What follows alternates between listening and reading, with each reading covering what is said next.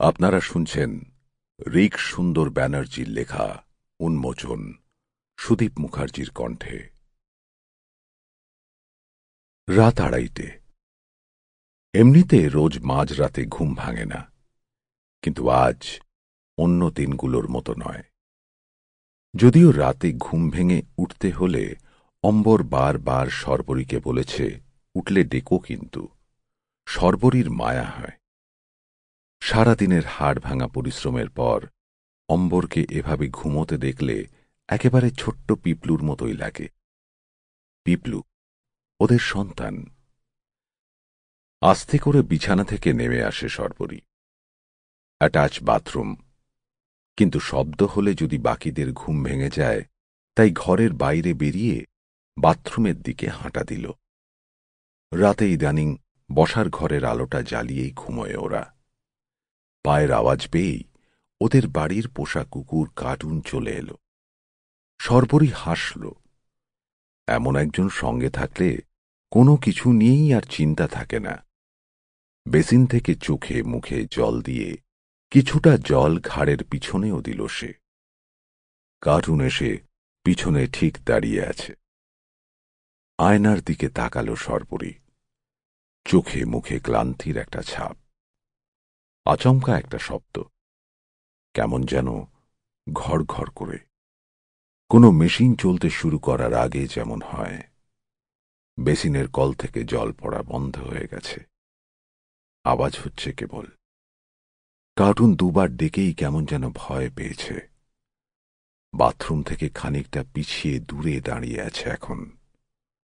সর্বরী কলটা ধরে একবার বন্ধ করে আবার ঘোরানোর পর জল বেরোতে শুরু করল, কিন্তু ঘন কালো জল।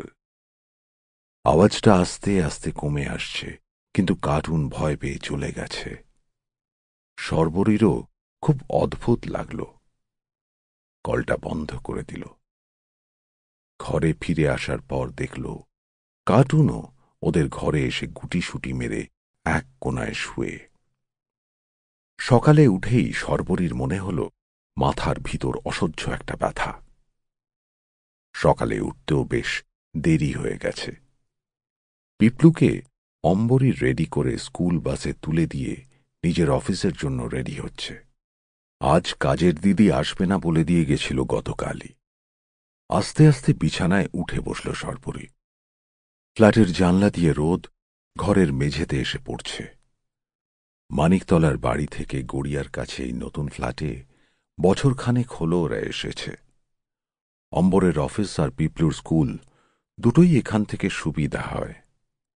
আর এতটা খোলামেলা হাওয়া থাকায় ফ্ল্যাটটাও খুব পছন্দ ওদের।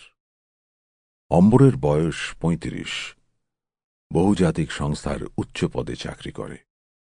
পড়াশোনায় বরাবরই ভালো ছাত্র ছিল। লম্বা ছিপছিপে চেহারা, কদিন হল চশমা জুটেছে নাকের উপর। সর্বরীর সঙ্গে আলাপ ফেসবুকে। সর্বরীও খুবই সুন্দরী, নিজের শরীর সম্পর্কে সচেতন, নিয়মিত শরীরচর্চা করে, ডায়েট মেনে চলে। পিপলুর প্রায় 5 বছর হয়ে গেলেও এখনো সর্বরীকে দেখে মনেই হয় না তার প্রায় 32 বছর বয়স। একটা বিষয় নিয়ে মনের মধ্যে একটু অসন্তোষ ছিল সর্বরীর। পিপলুর পরে আবারও মা হতে চলেছে সে।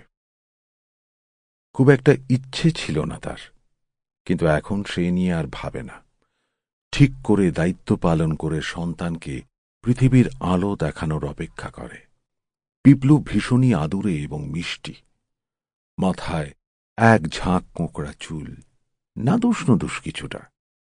বাড়ির পোষা কুকুর কার্টুনের সঙ্গে খুব বন্ধুত্ব। স্কুল থেকে ফিরে কার্টুনের সঙ্গেই নানা মজার খেলা খেলে আর ছবি এঁকে দুপুরটা কাটায় নিজের মতো করে। ঘুম থেকে সর্বরী উঠে বসেছে দেখে অম্বর হেসে বলল, গুড মর্নিং। উত্তরে হাসল সর্বরী। আমার আজ খুব জরুরি মিটিং আছে, তুমি একটু পিপলুকে কষ্ট করে নিয়ে এসো। শিক্ষা দিয়েও তো আসবে না। সর্বরী বলল, না না, কোনো চিন্তা নেই, তোমার ফোনটা খালি দেখো। Sample complete. Ready to continue?